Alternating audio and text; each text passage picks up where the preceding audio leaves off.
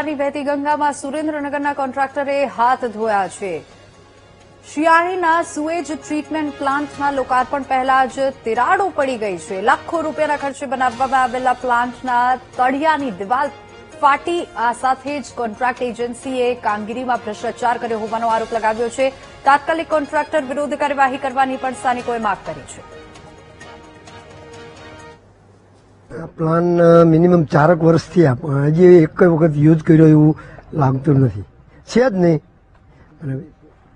અત્યારે કેવી હાલત છે? અત્યારે એકદમ ખંડેર હાલત છે, ક્યાંય વીજળીની કોઈ વ્યવસ્થા કરેલ નથી, તેમજ પ્લાન્ટ કર્યા પછી ફાટી ગયેલો છે અને કોઈ એક વખત આનો ઉપયોગ કર્યો એવું લાગતું નથી, શુદ્ધ પાણી થયું એવું લાગતું નથી।